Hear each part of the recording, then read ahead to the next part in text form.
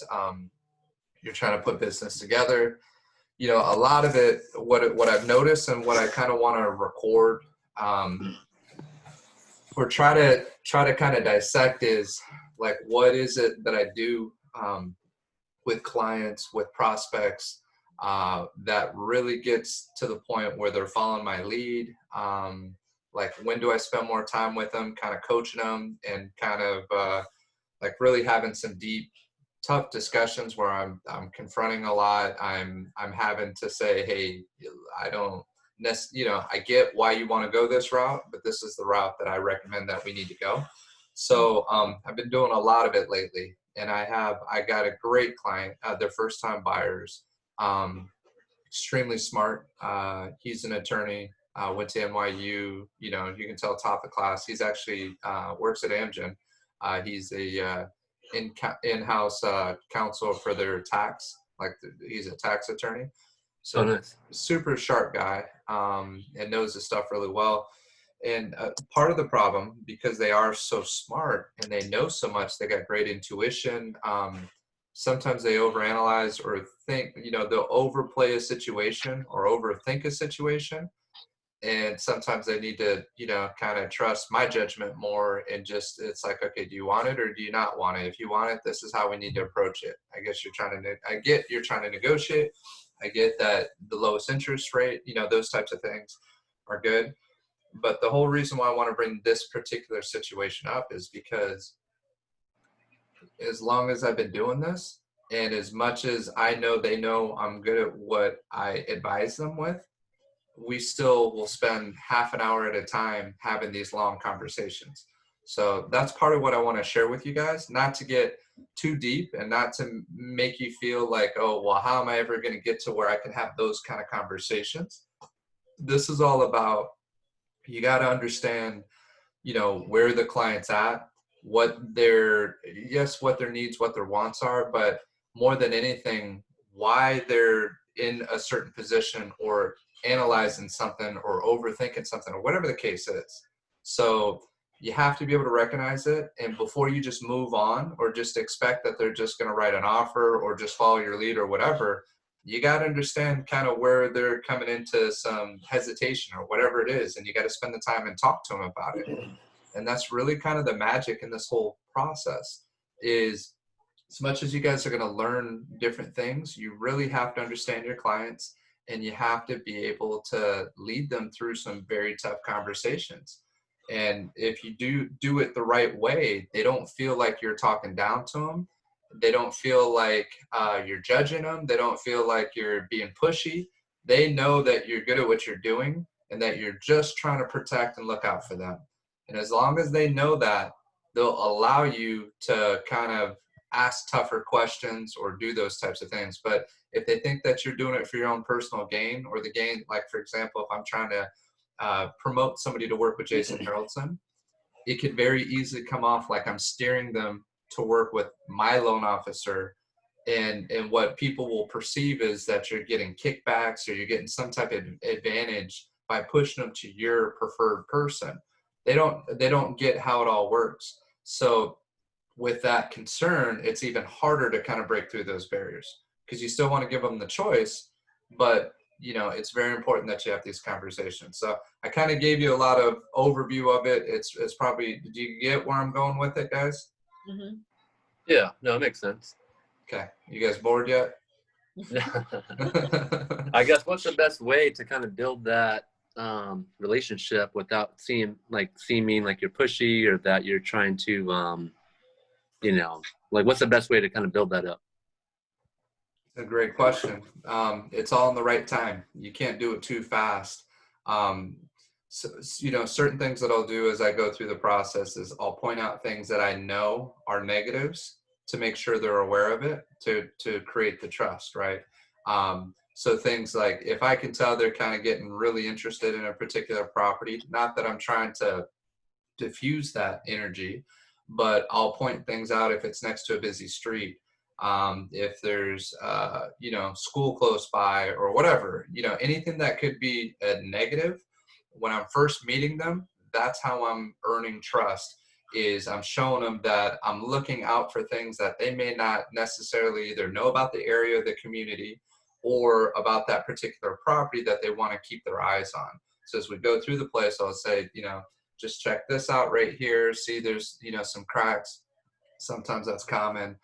Sometimes there's settlement cracks, but if we start seeing a bunch all on one side of the house, or the tile starts getting uneven or whatever, right? Then we may have some bigger structural issues, right? Or if we're walking around, I'll look outside for like termite damage, and I'll look at the eaves and I'll check that out. Do I see dry rot? Do I see certain signs that I can tell, okay, termite hasn't been done in a long time. I mean, Mark, you remember Prairie View, right? You Oh walk yeah. by and you can tell there's termite damage, Hmm. So if you can see that, the buyer may not see that as they're walking up to the property. And it's not that you want to freak them out right out the gate. You'll have time, but let them walk through the place, let them kind of get a feel. You'd kind of take a mental note. And then after they share with you, okay, share with me what you like, what you don't like. Do you need something that's turnkey, move-in ready, or are you willing to do a little bit of work? I got to kind of know what your tolerance is so we know what we're looking at out there, because the ones that are move-in ready, Leslie, as you know, I mean, pretty much everything's going, right? If it's move-in ready, turnkey, you're probably in a multiple offer situation more than likely. Even homes that need a lot of work are still in a multiple offer situation. So that kind of stuff, those are all ways to build trust. Knowing the market are ways to build trust, knowing the inventory. So as you're early on and you're trying to learn, once you have your MLS access, Mark, Hmm. you're gonna want to do like have market reports. So you can pull it just for Camarillo and see, okay, in this last month, you can always pull the last month's data. Say 100 homes went up for sale, 60 of them sold, right? Um, there were 15 new listings, 100 were active or something like that, right? But know Hmm. those numbers, and then eventually, you're just going to have a good feel. Because what the most general answer is people say, oh, is it a good time to sell? It's always a good time to sell, right? It really is always a good time to sell. You need to know why it's a good time to sell, though. And then you need to be able to substantiate that with facts, with numbers. So it's always a good time to sell, and you don't tell them it's always a good time to sell. But if they say, is now a good time to sell? Yes, it's a good time to sell. Let me show you the numbers. We're at all-time low inventory levels right now. What that means is you have less competition. What that Yeah. means is you also have strong buyer demand, because there is very few houses on the market and the rates are really low. And because the rates are low with the low inventory, it's the ideal time to sell it, even if you are on a busy street or you got work that needs to be done to the house. So I just got a potential referral from the Alder property that I just listed and just closed yesterday. And she's talking about a property. And she's like, hey, my cousin, she gives me the names. I don't have their numbers yet, so I'm waiting to follow up. But supposedly the cousin owns a place in the Heights, Camarillo Heights, and then also has another property out by Wainimi Condo. So I'm trying to get as much info as I can from the one who's giving me the info, right? And I'm doing as much discovery as I can. But if I push too much, I could just shut it off. So I got to trust that she's going to give me more information. I'm going to ask questions where I can. And as much as she's sharing, and she's like, hey, we're a private family, so don't say that I told you this. But, the mother's getting older. And so it's her aunt. My aunt's, they already relocated her down to San Diego. Her two kids, her cousins, my client's cousins are the names that she gave me. She's like, they're doing the estate sale right now. They're working on those things. And then I really want them to talk to you, right? I've already told them you're great at what you do, yada, yada, yada. So she's already building it up for me. But, I haven't spoken to these guys yet. They still don't know me from the next. I got a foot in the door because I just did a good job for her cousin, right? Hmm. So I got some points, but I still got to set the appointment, solidify it. Then I got to create that trust, and I got to show them, that I know what I'm doing. So there's two fundamental beliefs. One, I'm the best person for the job, and two, that I can get the job done. So you have to have that confidence in every situation of knowing it's not that you're cocky. It's not that you think you're better than every other agent that's out there. But Mark, why would you be the best person for the job? If I asked you just right now, point blank, Mark, why should I hire you? I know Leslie, I know Matt, I know Brittany. Why should I pick you, Mark, to represent me in the sale of my home? Or let's make it a little, I don't want to say easier, finding a home. Why should I pick you? Well, because I have strong work ethic. I'm a second generation realtor. The fact that I'm surrounded by parents, brothers, sister-in-laws that have done real estate for the last 20 plus years. I bring to you not only my hard work ethic, but just the fact that I do have these resources. I do know when I need to ask questions, and I do have the support group that will help me throughout this process. So I'm the type of person that, is hungry right now. I'm just starting out. So I will give you all of my time, attention. We'll make sure that every question is answered. I'll be here for you. And that's why I would be the best person for the job. Nice answer. All right, Leslie, you got to top that. So why are you the best person for the job, Leslie? Well, Brendan, I've done business for the last few years in Camarillo, and I know the area very, very well. If you sell in this area, I can easily tell you what you can sell for and why. In fact, I already have buyers lined up that I've pre-qualified and they're ready to go to buy your home. I also know quite a few top agents that I could reach out to just to make sure that we're covering all grounds in selling your home. So, and then of course I have my team full of experience and knowledge to help us sell the home. So yes, Brandon, when would you like to list? There you go. Good job, and way to flip it at the end and close. So, no, that was nice. Both you guys, great job. Both brought up similar points, and then also areas that I can tell could be a little stronger. And actually, Mark did a great job in terms of being very honest and genuine and sincere. I could hear it in all of that as you were saying it. Just because you're new or just starting out, they don't know that. So just remember that. They don't know that unless you say it, right? Okay. And then when you talk about the support team, that's good. It's all in how you spin it, though. It's all in how you deliver it. You don't want to make it seem like you need this support team, but you have it, right?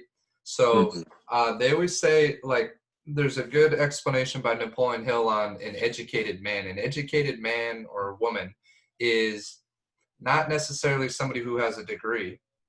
It's somebody who knows how to find answers. It's somebody who's resourceful. It's somebody who knows how to get any answer at any point in time from the right person, from the right source. It's somebody who knows how to think for themselves, right? That's an educated person. A true education is somebody who can get answers, and that's what you want to demonstrate, right? So I would keep emphasizing and keep practicing what both of you just did right there. And you got to be very convincing that there's no hesitation on your part. Typically, you give one benefit and then 2 or 3 supporting facts to that benefit, right? So we'll just jump into it because it ties into exactly what it is that you guys hit on. But I like how you talked about being hungry. I like how you talked about you're going to give them their own attention. One way that I try to preface it is that it's, I did this when I was trying to make the argument for Jason versus this internet lender that had a really low interest rate. And I said, look, Jason is like a fitted tailor suit specifically to you, right? He's like a tailored suit. They're going to measure you. They're going to see exactly your size, your fit, and you're going to get custom fitted with Jason. That's how he does his business. Where the other business model, it's not to talk bad about them, but the way they don't make their money off the rates. They make their money off volume. So now you're going to get dropped into the system. And this is where you got to be careful, where if they think, yes, we're a team, yes, we're big, right? And yes, we have the right key players to all make sure we got the right eyes on everything. We got everybody in their strength zone. We all work together, we all collaborate, and we can do a lot more together. You never want them to feel they're going to lose that personal touch. You never want them to feel that you're not the main, and that's what I always say is like, I am your point of contact. I am you. When you hire myself and my team, you're hiring me to be in your corner, and the rest of the team, the people that I trust, to make sure that all the right things are happening and that nobody's being missed, or no fact is being missed, right? And we're going to deliver superior service than any one individual person can humanly do on their own, right? We have a proven track record that will net you the most money for the sale of your home. So there's 4 key things, as much as I'm talking, because I'm trying to pull in what you've already talked about, Mark, and then emphasize it in terms of how you want to tailor this. But there's 4 key pillars that, Leslie, you already have a rough idea that everything ties into. This is what you do as an agent. Do you remember those pillars, Leslie? Can you remember any of the 4 or all 4 of them? Was it the one with the marketing? Yep. Hit and expose. Mm-hmm. Let me write it down. Market. That's okay. Just whatever comes to your head.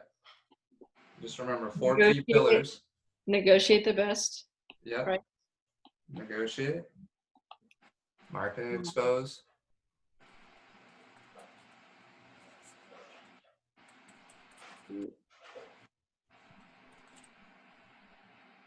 I don't know why I'm blanking out. Okay, first one's big. Do you remember a Mark? No, I'm not too sure. That's okay. So consult and advise, That's right. and then oversee the transaction. Okay, so everything you do ties into those 4 pillars. So if you don't, I don't know if you got a pen and a journal or anything close by, Mark, but Yeah, I'm writing it down. okay. Number 1 is consult and advise. 2 is market and expose. 3 is negotiate the best terms. And 4 is oversee the transaction. So everything we do ties into those 4 things, whether with a seller or with a buyer. The difference for the buyer, it's not market and expose. It's going to be to help them find the best home, right? So instead of, we're flipping it, so we're not marketing and exposing your property, but what we're doing is we are going to help locate, the best home. So you can say identify needs, wants, and finding you exactly what it is that you're looking for. So instead of, does that make sense? You're going to flip the market and expose to being more of locating the proper home for you. From like a buyer's side. Right, but it all ties into the same thing. So when you think of consult and advise, you got to have, so if I'm doing it really quick, I'm going to say, Mr. and Mrs. Seller, may I share with you what I do to get homes sold for top dollar? And then they say, yes. Okay, thank you. So number 1, the most important thing that I do is I consult and advise you through the process. I take the guesswork out of this. Real estate's a very complex process, and we're dealing with some very dynamic market conditions that are changing. So my job is to take that guesswork out of the process, okay? Number 2, my job is to market and expose your property at the highest level. 92% of buyers start online. So it is imperative that we make sure that we, Yvette's trying to call. So it's imperative that we put your property in the best light, because you essentially got an open house 24/7 online. So we need to have high definition photos done by a professional photographer, not by me going through and just snapping pictures with my phone. But we need to market and expose your property in the best light possible to attract the most amount of buyers in purchasing your home, right? Because that's what we want to create. We want to create a multiple offer situation. So that's key in terms of what I do for you. Number 3, my job is to negotiate the best terms. Not only to negotiate the highest price for the sale of your home, I also have to make sure that we overcome any type of appraisal differences, as well as when we negotiate repairs, because that is major right now, and that's very common for people competing in multiple offer situations to write really high and then try to negotiate some pretty significant credits or repairs after they get their offer accepted. So number 4, my job is to oversee the transaction. On average, roughly 150 phone calls take place from beginning to end by the time you get your keys, right? On top of that, on a national average, we have to sell every home twice before we successfully close a transaction, meaning a majority of the transactions across the nation will fall out of escrow at least once. So not only do I have to sell it once, but I likely have to sell it a second time in this competitive market where buyers are feeling that they're overpaying for properties and they're seeing that they want to get more repairs done, or there's differences in appraisals or whatever the case can be, right? We're having a lot of fallout. So you need a strong leader who can oversee these challenges and communicate at a high level and be able to successfully lead you to the close of your transaction. Now, Mr. and Mrs. Seller, would you see it any benefit if an agent did any of those items for you? Okay. I didn't do the best job with that, but that kind of tried to paint the picture of those four. No, that's really good. Now, just asking you as a seller, Mark, what is it that you like that you heard in terms of what it is that I'm going to do for you to sell your home? Well, you're gonna be there from start to finish, meaning you're gonna market, which I like a lot. I want my house to be marketed. I want maximum exposure, so I do want the professional photographer, I want the drone, like the drone videos, and I want to get the top dollar. So I think marketing is key, right? So it all starts with that first. But then secondly, just your negotiation skills. I really want to make sure I get the right negotiator that's going to handle this property, just because this property is over $1 million. So I need a guy that's experienced, or a girl that's experienced, right? Mm-hmm. So I just really need to make sure I pick the right negotiator as well as the right professional to handle it.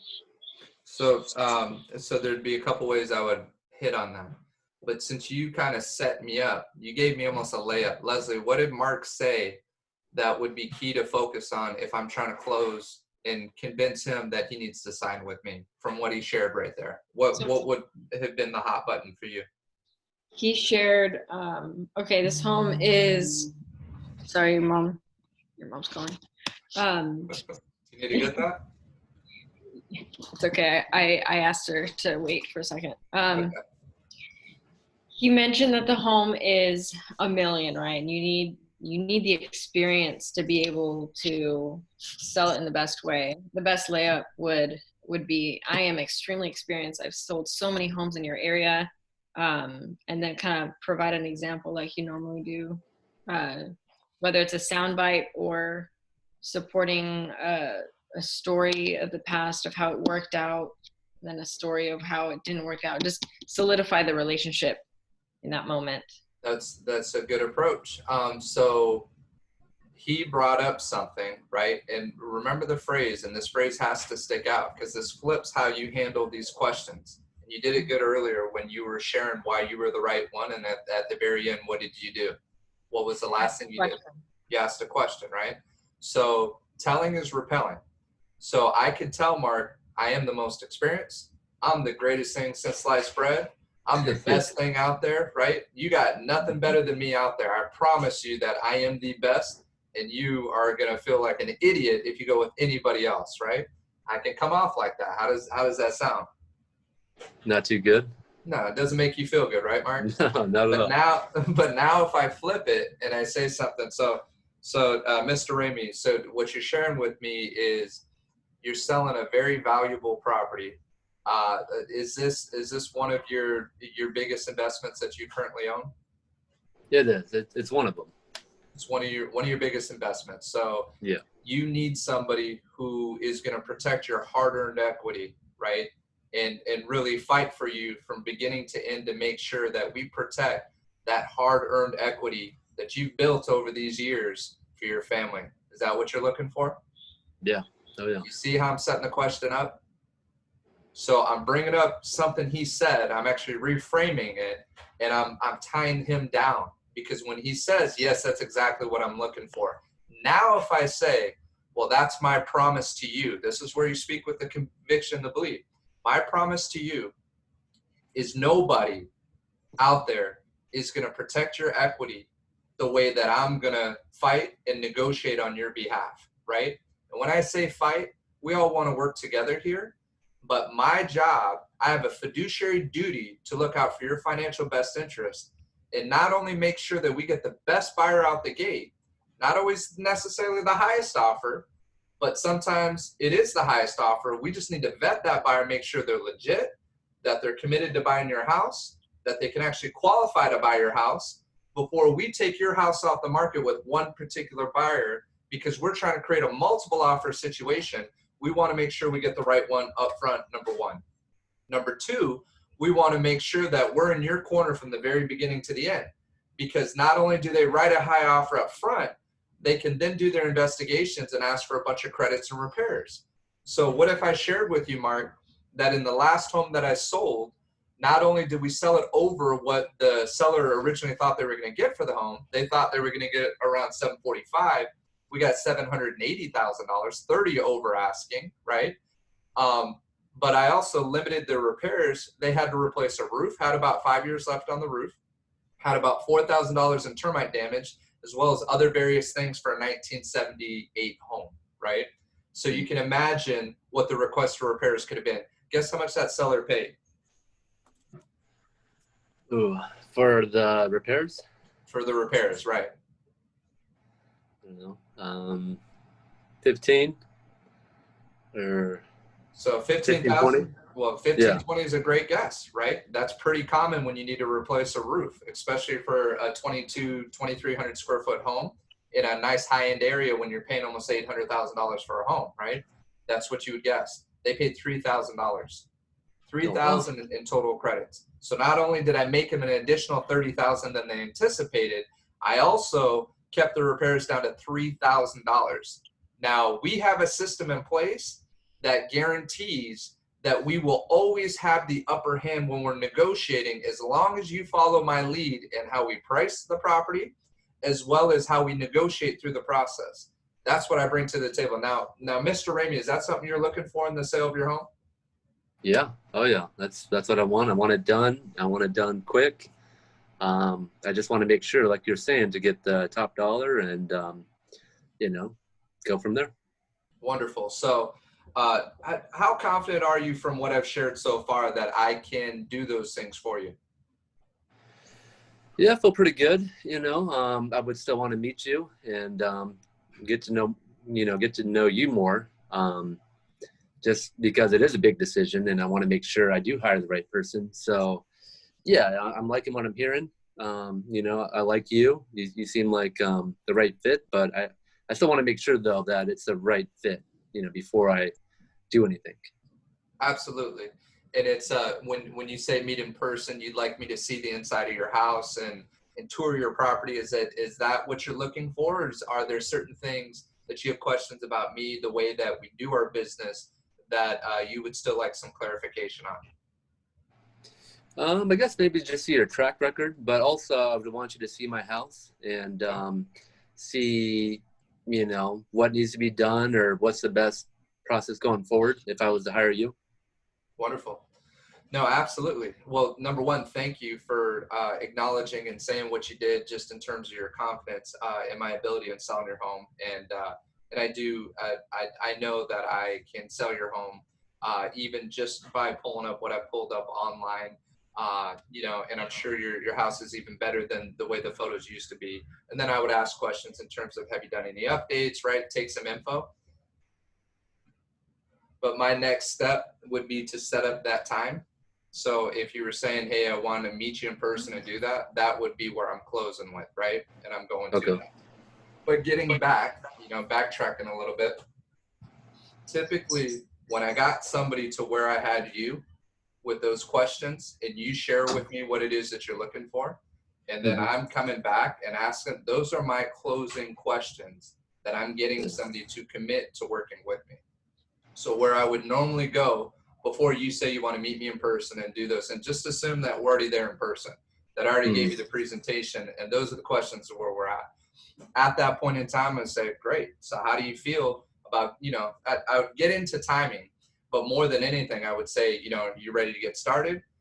You ready, to get started with this process? I'm excited to help you out. Once I know I got them committing verbally to recognizing that I am the solution to what it is that they need, then I'm going for it. You know what I mean? And I'm closing and we're signing paperwork. And if not, I'm still going to be very confident, at least give them the paperwork and say, okay, when you're ready, you've had time to look this over. If you have any other questions, you let me know. But, you know, I'm excited to get going with you. Now I'm going to put the emphasis of just remember every day that you sit and you think about it, your neighbor can come on next door, and where I promised you today I can get you this dollar amount, that can change the second that competitor comes on the market and underprices their home, which happens all the time because you get either bad agents or people just don't know what the hell they're doing. They throw everything off and then they list their home, and now they're $40,000 under what we already knew before that other person came on the market and screwed it up. We knew your home was worth this amount. Prairie View is a perfect example. Right now, we know we'll get 565 for it with no competition. Well, just in the last week or 2 weeks, a 2-bedroom model comes on the market at like 467, like $100,000 less. A 919 square foot model just comes on the market. Now it's already in escrow, but that's not the point. The point is that's all it takes. So the longer you wait, the longer that you sit, now this curveball comes from left field where we had no competition. Everything sold at 550, 560, 565, and then somebody comes in at 460. That is a smaller model, but not off by much. They're 919 versus a 1050, right? So what, less than 200 square feet, but it's a different bedroom. So that's what happens in real life. And that's why it's always now is the best time, because now is what we know. Tomorrow, we don't know. We don't know what's going to happen tomorrow. We don't know what's going to happen with the rates tomorrow. We don't know what's going to happen with the fires tomorrow. We don't know what's going to happen with COVID. We don't know what's going to happen with, you know, the election. There's so many unknowns. All we can control is what we know today. So when we talk about the market, and that gets into the listing presentation, we talk about where the market's been, where it's at, and where it's heading, right? And we want to talk about that. And everything is about your ability to get people to take action now. Not hesitate and wait, because you're going to see it and you're going to see people do it. So the better you are at that, the better you're going to be in real estate, the better you're going to be in getting them to write offers and get things together. Okay. Does that make sense? Yeah, no, this is really good. Cool. Yeah. All right. Leslie, I know you had, do you need to call your mom, or are you doing okay? No, it was actually your mom. Oh, my mom. Okay. Yeah, she tried to call me too. So yeah, it's okay. I'm gonna give her a call after. It just had to do with the input of the MLS system. Okay. So, I do have a quick question for you. Yeah. It's kind of a side note, though. It doesn't. Okay. It's not all about the. It's not about the training, but with the appraisal, how much control does the buyer agent have when it comes to the appraisal? And what One goes? second, I just got to send this to Yvette real quick. Go ahead. What was the last thing you said? Sorry. How much control does the buyer agent have over appraisal? What do you mean by that? Like, yeah. Just the scheduling, I know that as a seller's agent, you do need, you know, sometimes there's requirements that you have to do. Like, for example, the home has exposed wood, so you have to take care of that with paint, certain things like that. But when it comes to the actual appraisal being ordered and just fully executed, one thing I've noticed is the buyer's agent doesn't ever really receive that information. You know, it's usually the seller's agent that schedules it, takes care of it, and then the lender takes it from there, right? Once the report comes in. So what do you, I'm not sure what you're, like when you say how much control the buyers have, what do you, like, what is it that you want to do with the buyer's agent? I should just ask. So I guess in a certain situation that I've gone through, an appraisal was ordered and it's great. You know, it's ordered in a timely manner within 10 days. And the appraisal's done, completed, but there's issues with the appraisal based on the loan, right? The loan that's an FHA loan. Okay. So the appraiser has to go back out there. Now, by this point, we're past 30 days, right? So there's really, we're at the mercy of the lender scheduling that, right? We're at the mercy of the lender getting the appraiser back out there. Right. And the listing agent making that appointment for the re-inspection. Correct. Right? So the ball has to go from the lender to the seller's agent. Right. But is there any control that the buyer's agent has to just get that completed? Possibly, depending on who you work with. Now, this, I mean, really the key question that it comes back to again is how important is it that you have a loan officer that you trust and you have a track record with, right? If Right. you're working with a buyer who has their own loan officer, it gets challenging. It gets challenging just in communicating. It gets challenging in getting things done. Now, if I got Jason on the other end, it's a different story. I can call him up and I'll check with him, say, hey, Jason, what's the status of the appraisal? And he'll say, let me pull it up. He's looking on his computer, and on his computer he says, well, it says that the report's completed, or they should be getting into it in the next 48 hours.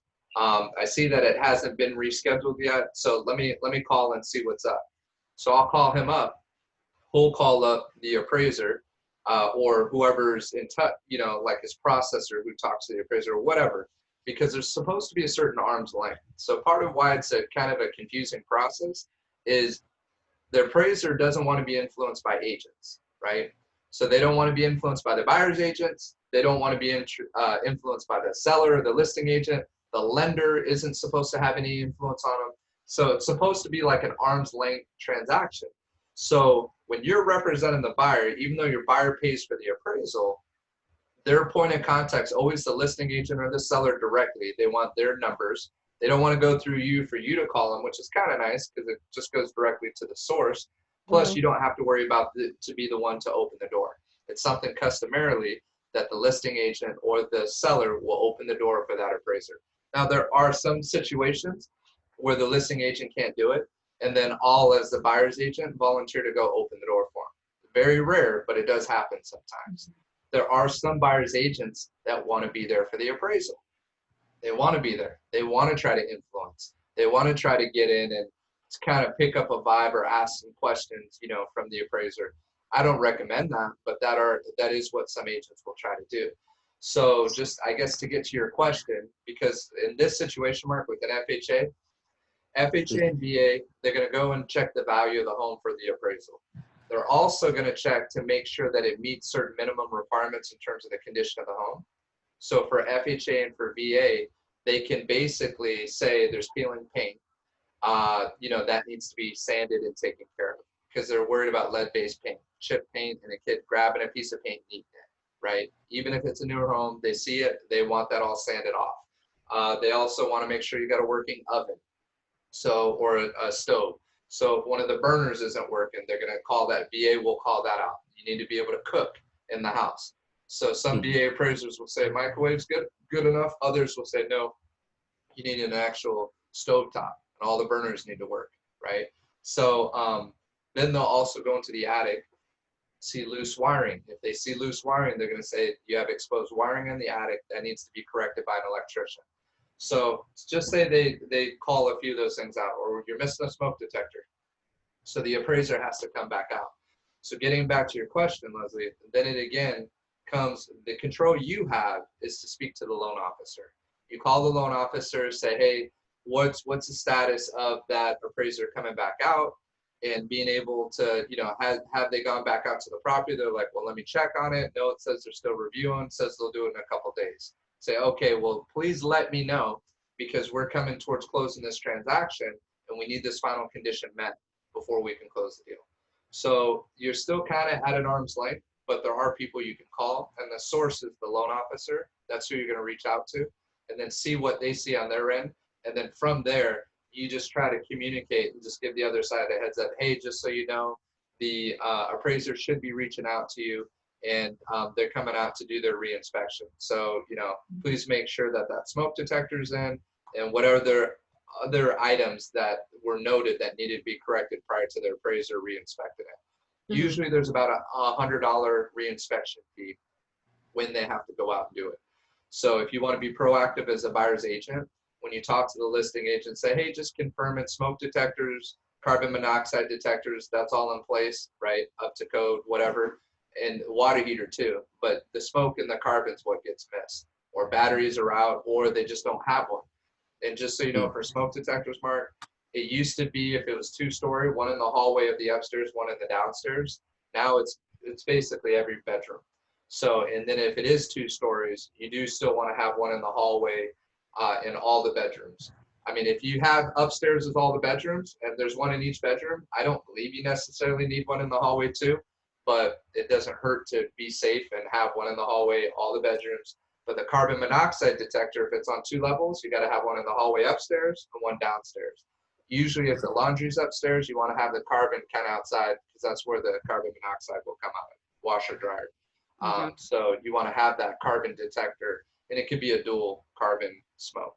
So, it's kind of more on the technical side, but good question, Leslie. I don't know if that clearly answered your question.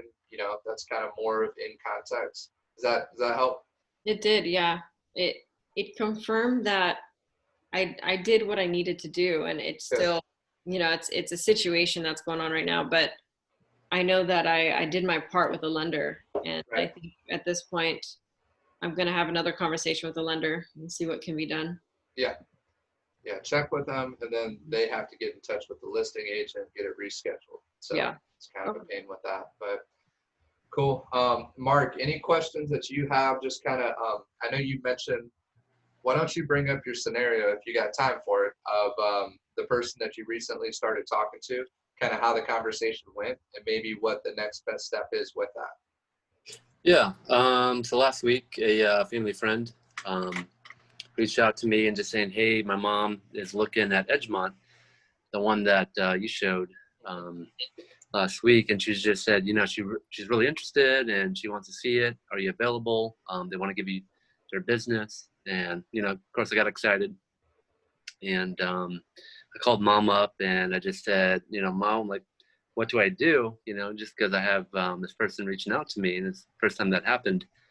So I made the initial phone call to the mom or to the client, and talked briefly. Just saying, she just said, "I really want to see it. What's like the next step?" So I found out from mom we have to sign the PED form, which mom sent that over. So we set it up for the following day, and then so we checked it out, Edgemont, and then I can kind of tell that her husband didn't really care too much for it. Like the inside, it didn't really meet what they were looking for. So, and they were asking too, has anyone written offers, and kind of like what's the next step if we need to write an offer. But you can kind of tell that they weren't too interested. But what I did was I just said, contact Brett Hill. He's the VA lender. And Yeah. the first thing you need to do is get pre-qualified, just because they weren't really even pre-qualified at that point. Right. So I waited so I talked to them last Thursday, and then I waited until Wednesday to follow up. And we just had a better conversation, just following up, and then just, finding out, okay, did you talk to Brett? And then she mentioned to me, well, I'm actually going through a refi on my first home, and she wants to wait until that refi is done until she wants to pursue the second home. Right. So what I told her was, okay, so if something were to come up, can you kind of describe to me what you're looking for, just so I know what to be looking for you? And just ask about the bedrooms, the baths, and then ask, okay, do you want to stay in Mission Oaks? Because I know your family lives there. And she said, yes, I would want to, but if something did open up in Central Camarillo, I would be open for that too. But it was just a positive conversation, just for me to kind of do the follow up and build that rapport with her, which helped out. But yeah, I kind of just left it just saying, I'll keep looking on my end. And she said, she'll look on her end, and we'll just kind of keep in contact. So it was just like a good feeling from just to kind of build up the confidence and just get more comfortable on the phone, especially with someone that I know, Right. That's cool. Well, good job with that. And it's did she say that they ever spoke to Brett, or are they holding off until they're done with the refi? Well, they spoke to him, but they still kind of want to hold until the first refi is done. Uh-huh. And then once that's done, then she can kind of focus more on looking. Okay. But she did say that she is looking like every day, so I think she's going to Zillow, or she's going to one of the apps on her phone. So she's still interested. It's just kind of the timing of it is not the best, you know. Cool. But definitely a Well, great contact though, you know, for going forward. yeah. No, and then when you get a chance to try to log into the brivity site that just got set up, you're going to want to try to set her up on a search. You may already be able to do it, even though I know you still have to go through the MLS deal. Um, you may be able to, and if you are, you want to set her up soon so that she's getting certain market alerts from you of all the new listings with your photo, your contact info, and then if something comes up, she'll reach out to you. But it's a good way to stay in touch Yeah. on the back end, you know what I mean? Without the constant, hey, how are you doing? Have you seen anything new? Da, da, da, da. You know, like, you know, without overdoing it, it's a nice subtle way to make sure you're creating value and giving her the information she's looking for. Yeah, that's the question I was thinking of is how do I do it without, you know, like you said, like how do I do it without like checking in with her every week and having like the same conversation, you know? But yeah, if that site I think will just be so much better just because I don't have to do that as much, you know. Right. I'm like already sending it to her. Yep. So it kind of would help out. Yeah, I mean, the follow-up is key, and it's tough to know how to do it the effective way. It's getting an idea in terms of timing. What did she say in terms of timing for her refi? Does she know ballpark when she'll be done with that? She just said it's still in the process and hopefully the next couple of weeks. Okay. So I just need to find out, I guess, more information on how soon they want us, you know, because what she did bring up was the fact that she does want to get pre-qualified. Uh-huh. And she does seem motivated, which is really good. It just, she doesn't want to keep running her credit when she's not ready yet, if that makes sense. So like, she doesn't want to just run the credit and then look for something, run the credit again. And I was just trying to give her some feedback based off credit, just from what I know on that. Right. You know, because I was telling her, you know, the best bet was just to wait until you know you want to pull the trigger, Right. and then have the lender pull the credit, and then kind of go from there instead of just doing it just because you want to maybe look at something or because you want to just speak to a lender. Right. Right. So I'm just trying to give her that advice. Yeah. No, it's fine because she's in the middle of a refi, so I would definitely wait till she's done with that, just so she doesn't jeopardize anything with that. And then afterwards, usually people are hesitant running their credit and getting pre-approved. So you want to, if anything, encourage them more to, what I say is, we need to know where you're at today, even if you're planning 6 months, a year, 2 years from now. So once my loan officer runs your credit, they get a true picture of everything to see exactly where you're at. And then they also have a credit analyzer that they can evaluate to tell you, okay, if you pay these things down, your score will go up to here, and it'll take a month, 2 months, 6 months to get there. So to be able to diagnose the situation, we have to do it. You know, and I want them to do it sooner than later. So in your situation, though, I think it's the right advice to have her hold off until a little bit more down the road. But more of it than anything, that's one of the big objections, if you want to call it, the hesitation to really getting situated or to get that ball rolling, is that pre-qualification, pre-approval. So it sounds like she's motivated, but there is some hesitation there with the credit. So at some point, you're going to have to show her the value of why she wants to get that done. Okay. No, thanks. No, that helps out.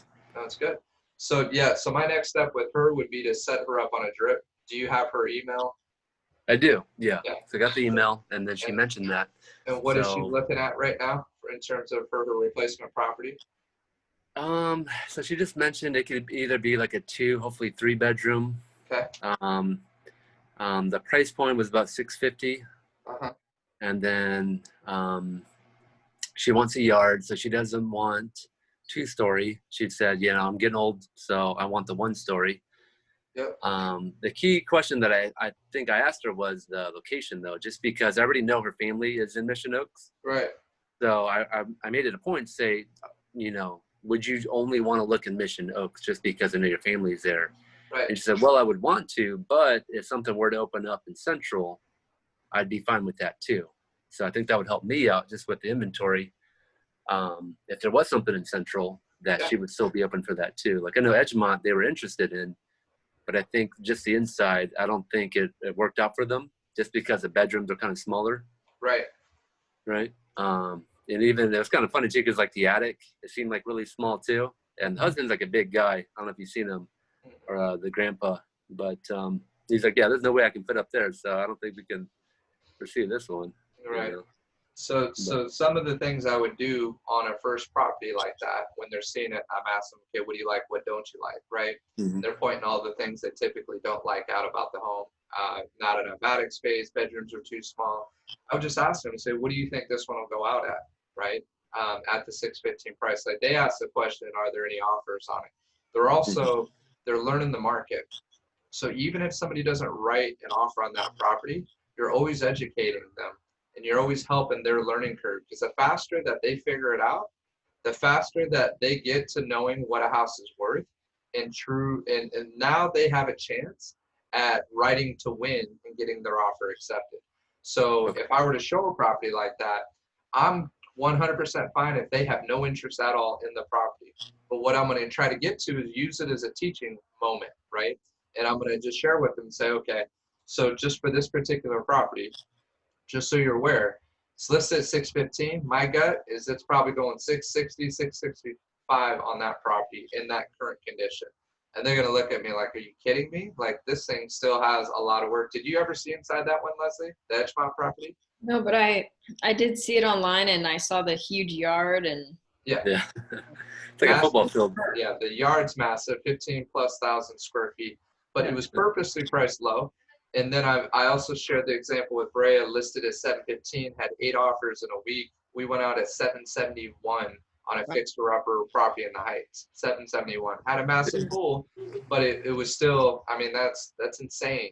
You know, that's 60,000+ over what we wrote 745, 30 over, and got countered highest and best, and then found out we had to go all the way up to 771 to get the house, right?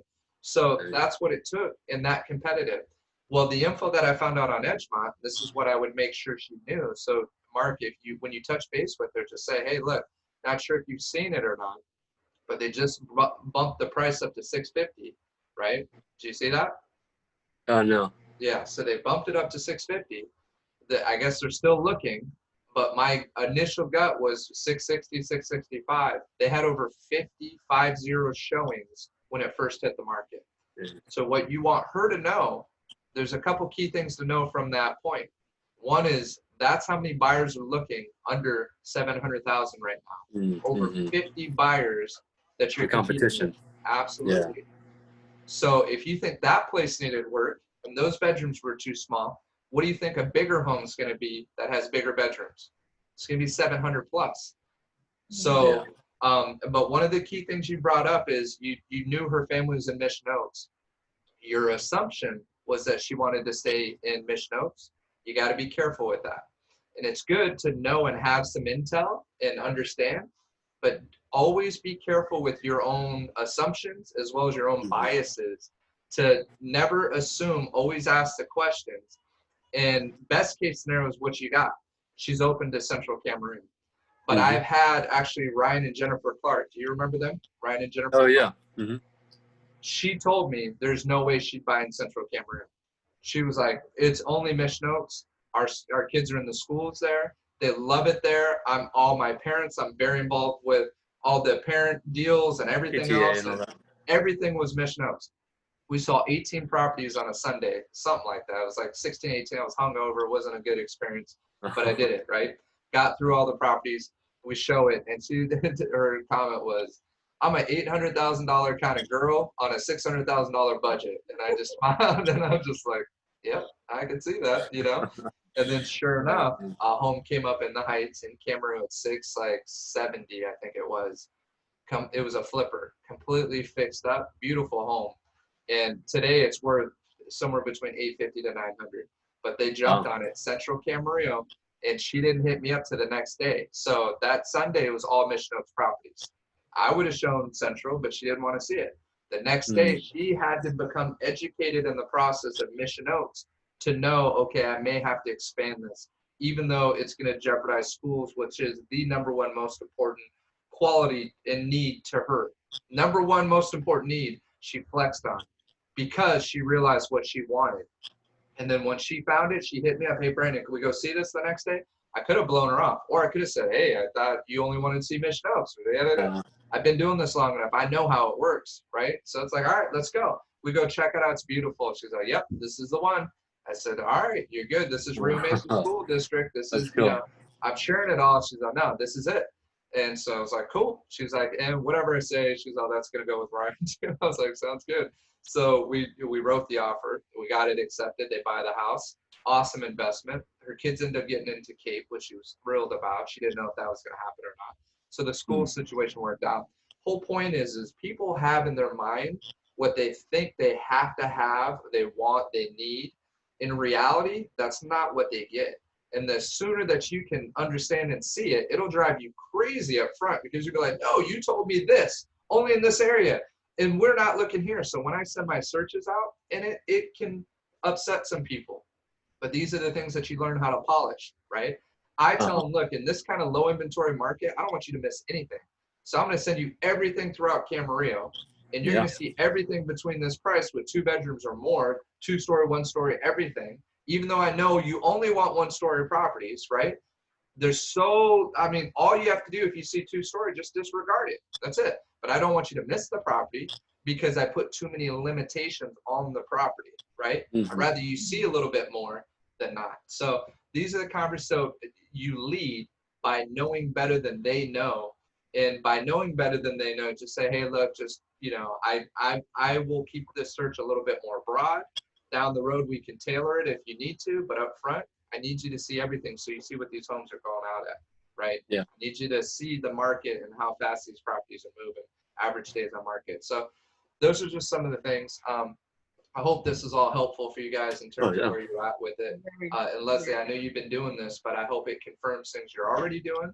And it also helps you see just in terms of emphasizing this is all about connecting, building trust, creating rapport, creating value, solidifying relationships, and leading. And when you do the things the right way with a certain type of passion and belief and confidence in yourself and confidence in your ability to do the job, you'll see what I'm talking about. This game of real estate gets a lot easier, and it gets a lot less daunting. And then it becomes down to the core principles, which is you, Leslie, as a person connecting with another person. And your forte is real estate. This is what you do every single day. And Mark, same thing with you. Regardless of your other work, doesn't matter. Your new focus every day is real estate. This is what you eat. This is what you drink. This is what you breathe, right? It's all real estate. Everything you should be reading in your off time is real estate. Everything, it should all tie together with it. So when you're having conversations, they're educated conversations that they can tell you're saying more than, oh, now's the best time to buy, or now's the best time to sell. Inventory is low. Interest rates are low. That's good. You got to give a little bit more than that, right? You got to be able to give some more substance. So we're going to show you how to do that. But now, I hope this was helpful. I really wanted to get into kind of the discovery, how you do follow-up, how you convert, in terms of next steps. And then we can do some trainings like on brivity, on setting people up on a search. We're still learning and figuring it out. Have you guys seen what the website looks like yet? Did you see it, Leslie?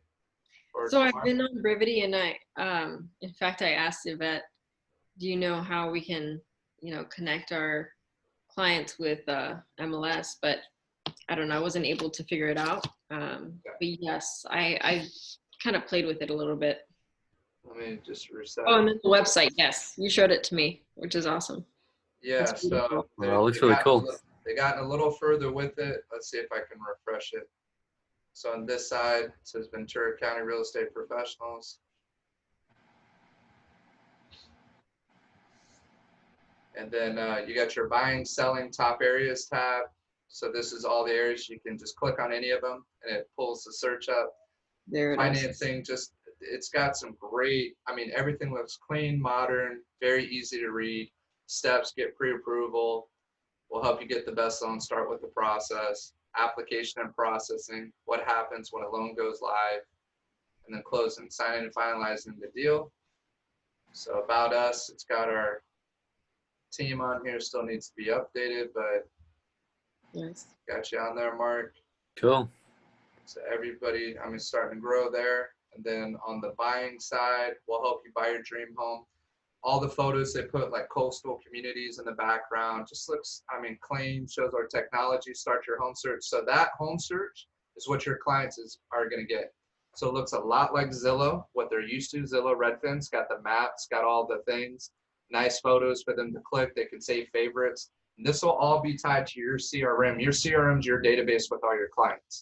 So all your clients will be in that CRM. Each person has their own.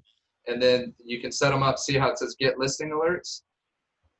You'll set them up on that search, and then they get a nice list of homes that when they see the email, all the photos of the homes are on the front. It's all branded to you as well as, you know, Veteran Home Services. And then save and see the listings. That's what they can put their heart on, favorite, and then save it. And then also they can schedule like when they want to see it or a virtual tour. Making an offer and closing. You can see the nice backgrounds, all coastal. Just looks legit. So just going back to the main page here. Brendan, I have a quick question. If your clients are able to go in there and schedule an appointment, does that connect with your Yep. own calendar? Yep. And your own calendar, I believe you have a calendar that's inside the brivity dashboard. okay. And when you get in there, it'll show up on there. So your featured areas, so this is what we had like as our main areas. And if you see, they're all aerials, like that's Camarillo, that's Fillmore, that's Moore Park, Santa Paula. They can click on any one of these, Westlakes, Tio, Ventura. So if I click on Ventura, automatically it pulls up all the Ventura properties. So everything in Ventura, and then you can filter it however you want, bed, bath, price, and then other specs that you want to add in. And then so they can tailor it. So it looks clean. They can type an address in. So let's just say Edgemont, right? And Brandon, these are all up to date too, Yeah. right? Is it like daily? So yeah, It's real updated? time. It's like probably every 15 minutes it updates. Wow. So it's all real time. It looks clean. You can type in any address though. I'm trying to think of Peach Hill maybe.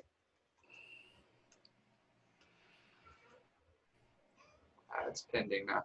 But anyways, yeah, you can type it in. You can type tracks, all that good stuff. And then I just want to show you the end of this is all the home page here. Looks good on your phone. This is Veteran Home Services. Sell My Home, get in touch. There's a really good Sell My Home page. These are just some of the testimonials. Your real estate experts, get in touch. That's another camera shot in the background.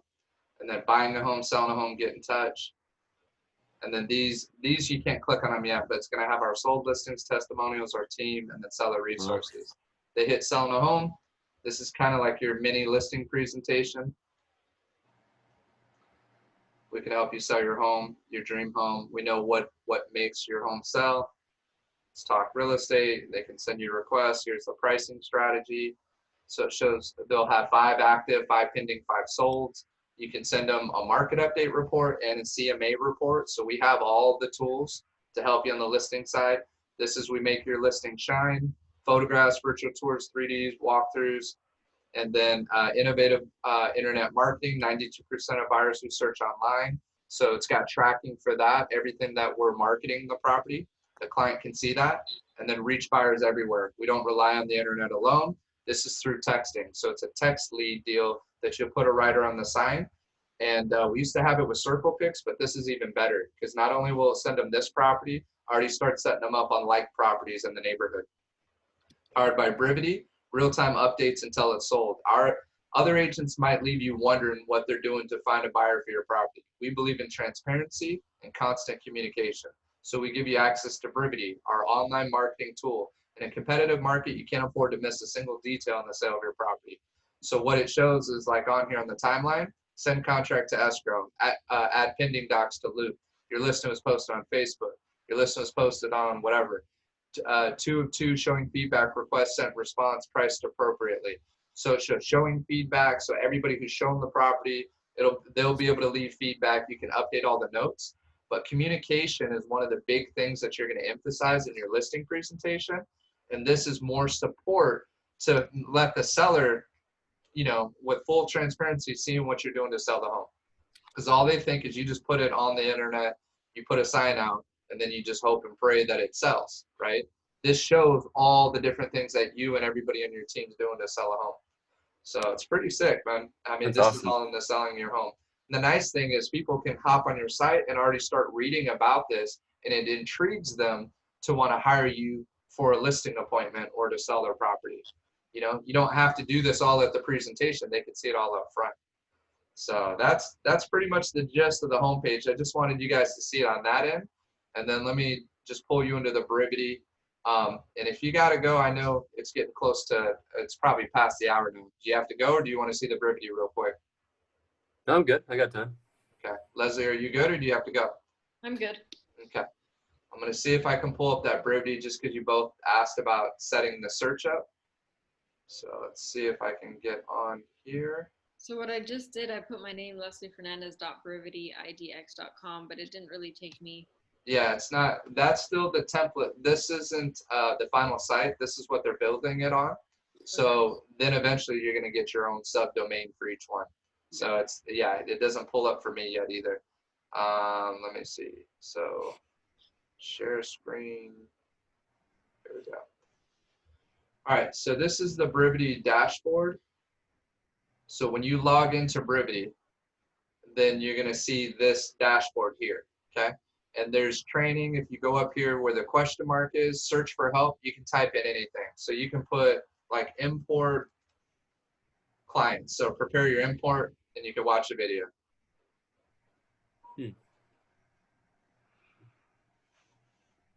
Importing contacts to your Brivity account will allow you to manage all of your contacts in one place. You'll be able to track your team's communications, automate follow-up, manage transactions, and more. Here are 3 common best practices to think of before performing an import. First, check your auto plan triggers. This is just a precaution, as new contacts should not trigger an auto plan. However, if you re-import, so you got all these different videos that we can go through. Let me just show you. So trying to show you how to set somebody up on a search, or let's see if we can do it. Let's see if I have your name in here, Mark. Mark Rainey. Okay. Okay, can you guys see this okay? Uh-huh. Okay. All right. So what I'm going to do now is this is, if I'm under, so I imported all my contacts off Google. So that's why you're in here, right? And so I hit edit details, and then I'm just updating your name. So now I can change the status into, okay, it's a new person, unqualified. So say you're waiting to get somebody pre-qualified, I put them under unqualified. Intent is to buy. The lead type could be a lead, a sphere, collaborator. I'd say you're a part of my sphere, right?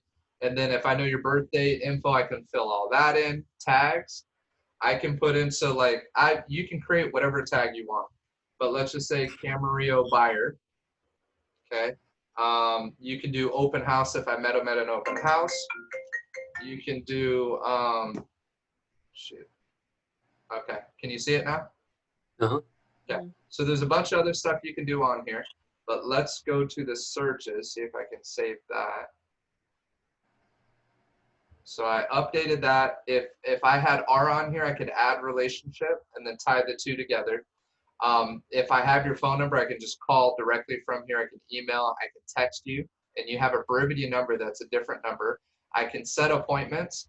So I can say appointment type, client meeting, follow-up, buyer consultation. So let's just say I set up a follow-up, and I want it set up for, this is for today. Let's do next Monday at 11:30, and then I'll hit save. And I can type any notes. Call Mark about new listing on Prairie View coming up. Okay, so I hit save. So now that'll come up on my task. On the side, you have a task list here. So upcoming. So that'll pop up on here. There's a bunch on here, but let's just say Mark.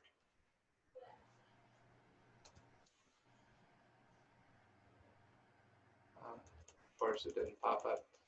All right. Anyways, I'm trying to show you the adding. So it gives you a task. Yeah, you can add a task, you can add notes, keep everything just organized with this person. But what I wanted you to see is how, okay, properties and listing alerts. So here's listing alerts. See it? So I hit Yeah. create new listing alert. So listing alert name will say Mark Camarillo Homes. Search term, so you can do city, zip, county, neighborhood. So I'm just going to do Camarillo for the city. Okay. Max price, just going to go up to 700. And then bedrooms, we'll do 3 bedrooms. Bathrooms, 2 baths. Okay, I think everything else should be all right.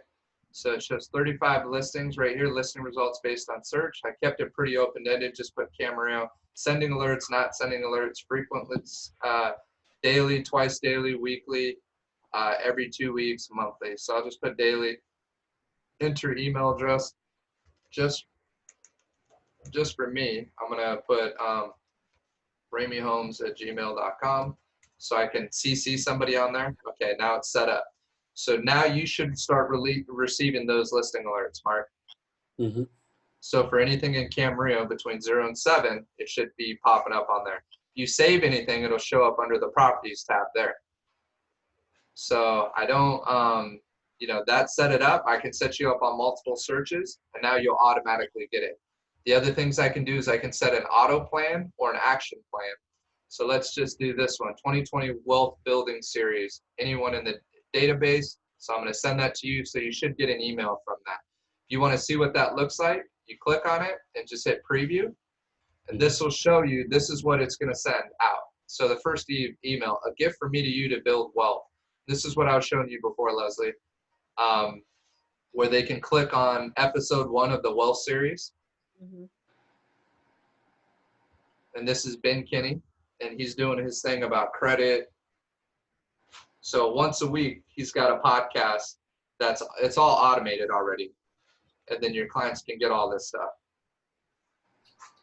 So, Very Brendan, cool. real quick, Uh-huh. let me go on my brivity just to be able to explain it. So, Okay. I think it was leads or marketing. It was under marketing, where there's templates available, Uh-huh. but I'm unable to access them. In fact, I don't even know if they exist, but they're under like settings. Let me see. Can you share They're it? like kind of templates. They're the templates that we see for emails that we can send. Okay, Right. I'm making you the host so you can share it. Okay. So, How do I share? Let me go back. so on that last one, Mark, that's what you're going to set up on the alerts, Mm-hmm. just to start off with. And then you'll at least get it. And then hopefully you'll see an example of the email on what I just sent you now. And then you'll see these listing alerts. Okay. That's really cool. I like that site a lot. Yeah. So these are templates, right? That we could be using. Okay. We look at And home. how'd you get there? I went to settings, Okay. and then this popped up, Email templates. Okay. and then there's more than one page. Right. So there's Yeah. been times where I thought, ooh, this would be cool to Right. send to a client, or but I can't really click on it, or it doesn't really download. Okay. It doesn't download. Yeah, I haven't tried to go on those yet, but what I do know will happen, just go into, so something went wrong. Okay. Yeah. So go to one of your people in your sphere.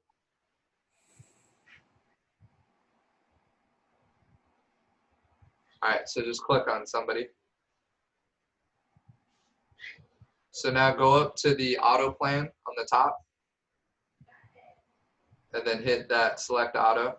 So whatever it was that you saw that you liked, go ahead and click it in. You know what I mean? Like if you saw, Actually, it's down here. Look, I did it for this one. okay, so click on it. And then this shows you everything that it automatically will do, what it'll send them. So someone will give you a task, delete this task if they have an alert already. So that's a task notification to you so that you know that you've already set them up on a search. And then so you can hit complete or delete so that task drops off your task page. So it's got reminders to you, it's got automated emails to them, reminders for you to call them and talk to them. So this is like a campaign, not only for them, but also for you to make sure you're staying engaged with them. Right. Some automatically through email, others through tasks for you as a reminder for you to follow up with them. Okay. So for example, this one's reminding me to just do a property search for them. Yep. Okay. And then I can do what you did, right, on the site, but I still don't have access to that. So I'll just continue doing it through MLS. Well, so try to do that now. So go ahead and get off of this. You can do it through the MLS, but you should be able to do it through here. So go to, see where it says listing alerts? Yeah, you got it up there too. Click on listing alert and just set them up. Oh, perfect. Yep. Homes. So whatever you want to call it, and then you can set that up. Cool. I know I got a couple of these calls I got to get back to, and I know we went past it. Is there any other things you guys would like to touch on today before jumping into our day, or was that pretty helpful? That was super helpful. Thank you, Brendan. No problem. Yeah, Any thanks, questions? Brendan. Yeah, no problem. No, Yes. for me, no, I'm good. I'm good with questions right now. I think just going forward, maybe work on like prospecting and kind of doing like the more role playing. I think that would really help me out. Cool.